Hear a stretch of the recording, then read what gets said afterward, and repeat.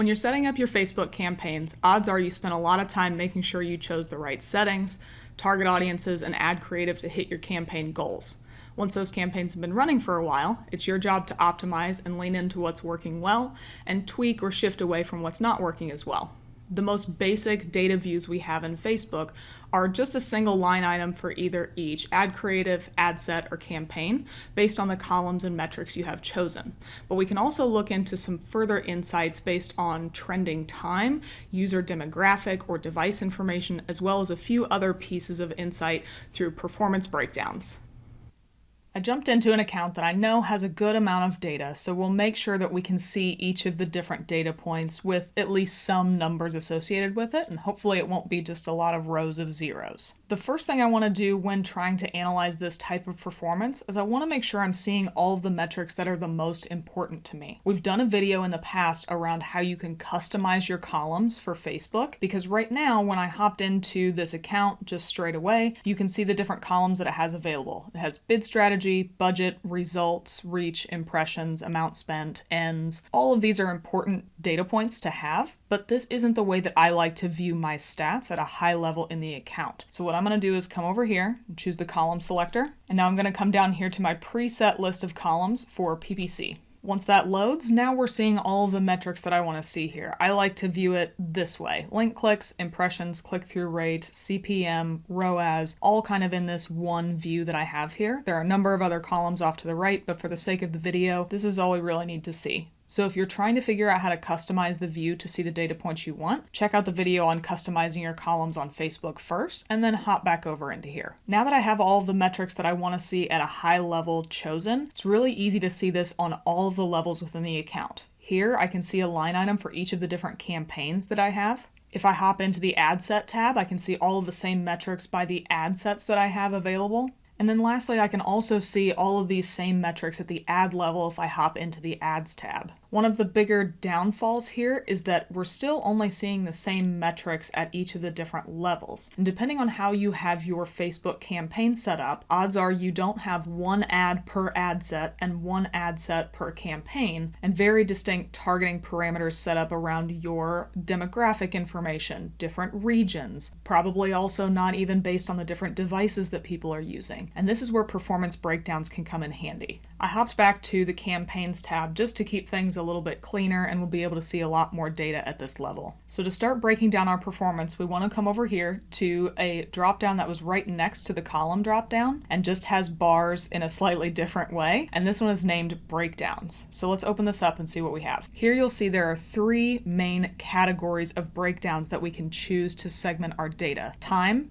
delivery, and action. We're going to go through each of these relatively quickly, try to give you some examples of how this information might be helpful. Let's start off with time. As I scroll down and hover over the time segmentation, you can see that by default, we are at none, but there are options for day, week, 2 weeks, and month breakdowns. For an easy, quick view, let's segment this by week and see what performance looks like. Once that loaded, now you'll see that we have the same line items for our campaigns, and this top campaign here that we're going to be looking at the most today still has all the same high-level metrics that it had in this top row, but below that there are new rows for each of the weeks that lead up to the current week that we're in. We're looking at the past 30 days, so there are going to be 4 weeks and then a couple of days. You can see these broken out by weeks that started on 11/19, 11/26, 12/3, 12/10, and 12/17 to 12/18, which that's our partial week. So the data for that set is going to be a little bit smaller, as you can see in some of the amount spent, all that sort of thing. With a breakdown like this, now we can see how our performance has been trending over the past however many weeks we're taking a look at. Unfortunately here, for this specific campaign, you can see that the click-through rate is going down and the cost per click is actually going up as time goes on. Average cost per impression has stayed about the same. I've also seen a bit of a decrease in return on ad spend as time goes on, especially into the partial week that we're in, where it's much lower than it has been in previous weeks. So this shows you how important it is to show data by week and show trending performance when you're trying to make decisions based on where budget should go, which strategies to extend and which to shorten, because you can now see not only does this campaign have a very strong overall return on ad spend, but a lot of that is due to the last couple of weeks of November, not really necessarily how we're performing in December so far. So if you're trying to get an influx of budget or determine where you should spend your money to optimize, this might not be the best campaign to do it. One thing I want to show you about utilizing breakdowns is that although now we can see individual campaign performance, we would also be able to see this at the ad set and ad level if we wanted to. But one of the biggest benefits is that we can also see aggregate performance of the account or whatever filter we have set up in place for this same breakdown. If we come down here over to the bottom left, you can see results from 642 campaigns because, quite frankly, I don't have this filtered and I don't intend on doing that. But if you click this little arrow, it now opens up a set of line items that match to the same weekly breakdown that we're seeing for the one campaign that we've been analyzing. But now we can see it for all 642 campaigns within the account. Although we see that the account trend also has a decreasing click-through rate and an increasing cost per click, one thing that stands out to me is that this week is actually looking pretty good for the account as a whole at 4.16 overall return on ad spend compared to the one campaign we see above where it's 0.95. So if we're trying to optimize for the performance we're seeing currently, maybe we take budget away from that campaign we see above and add it to whatever campaigns are seeing exponentially better return on ad spend because it's averaging out for the entire account to be at a 4 as opposed to the 0.95 that we see above. Once you're finished with your overall breakdown, you can just click the same arrow and it'll go away, and now you're navigated back to your main campaigns. So now you can see how trending performance can be really helpful in making decisions in your campaigns. And again, although we only looked at the week breakdown, there are the same breakdowns for individual days, 2 weeks, even month. If you want to look at the overall year and see how things have been trending month to month, you can do that. For right now, I'm going to go back and click None, clear that breakdown out. We're going to step into the next set, which is going to be delivery. There are quite a few more breakdowns for delivery than there are for time, so let's go through a few of them. I'm going to scroll down just a little bit. Now we can see all of them that are available, whether it's age and gender, country, impression device, platform, placement and device, all the way down to time of day, either for the ad account's time zone or the time of day for the viewer's time zone, which can be an important distinction. The first one I want to look at is going to be one of the more common ones, and that's just going to be age.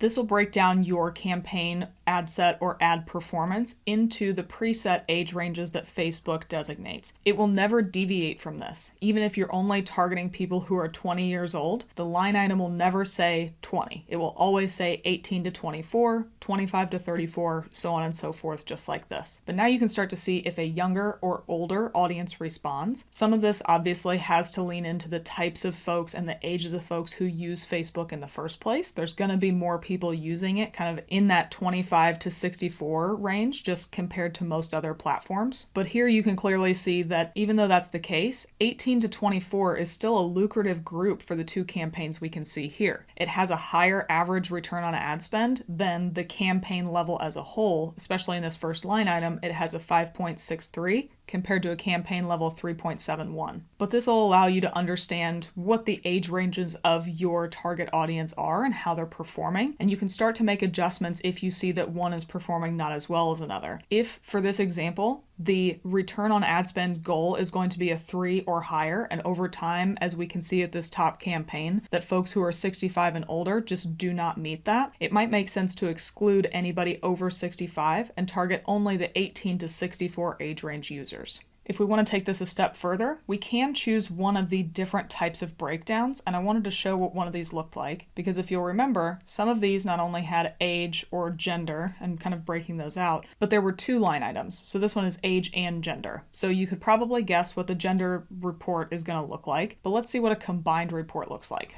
Now we still have our same line items for 18 to 24, 25 to 34, 35 to 44, and so on. But now they're also broken down by the gender that the user represents on Facebook, whether it's female, male, or uncategorized. And you can start to break those things down and see how performance looks. Obviously, this is going to get a little bit messier, and rather than trying to analyze in the platform, it might make a little bit more sense for you to download this into a data table, make a pivot table in an Excel report, something along those lines, and then come back and make decisions within the platform. But this will at least give you a high-level view of how things are performing within the platform. One last breakdown I want to look at from the delivery perspective is going to be one of my favorites, and that's going to be placement.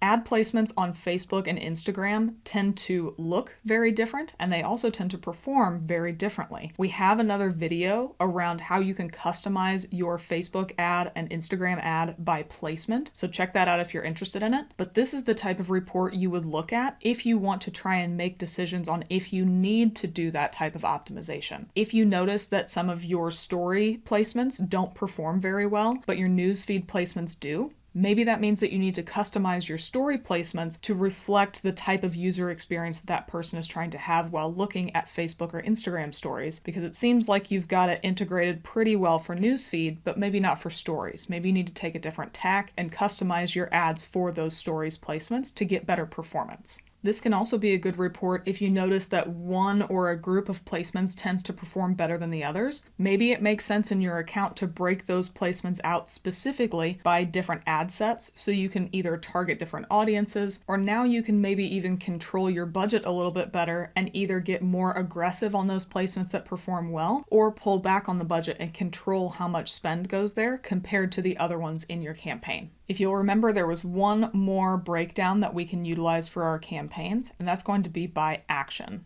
So let's clear breakdowns to get rid of the placements.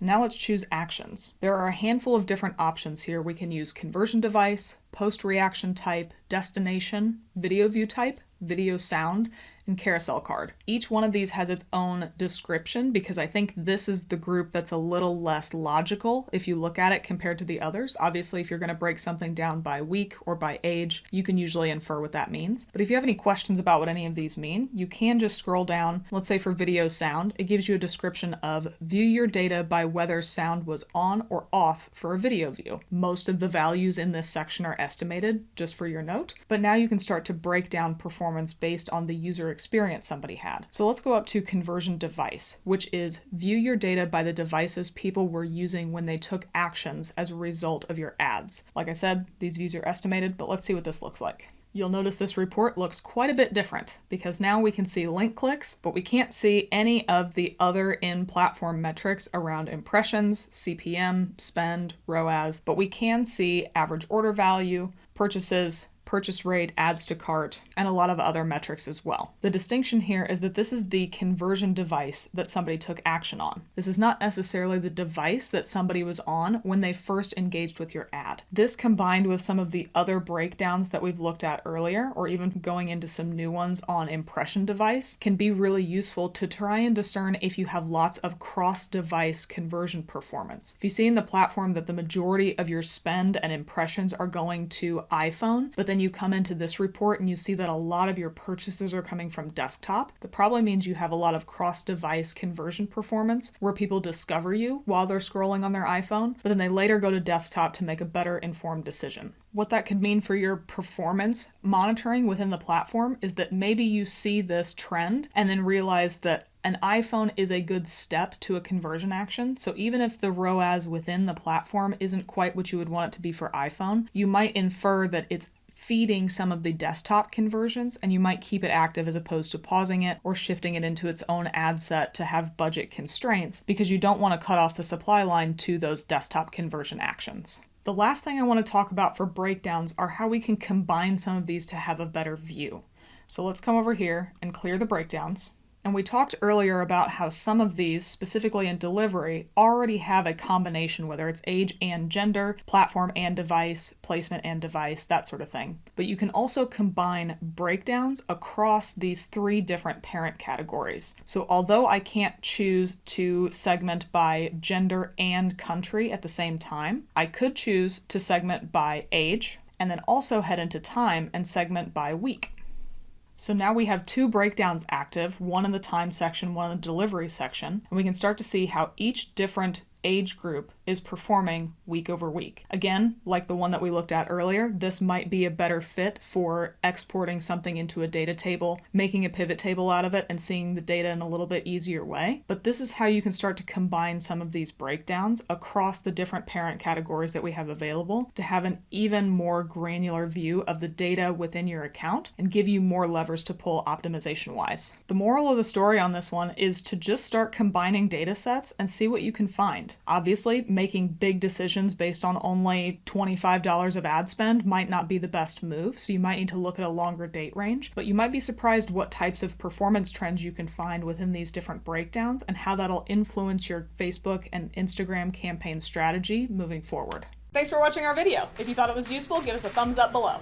We release a new video at least once a week, so if you want to get notified of when a new one comes out, be sure to subscribe to the Paid Media Pros channel.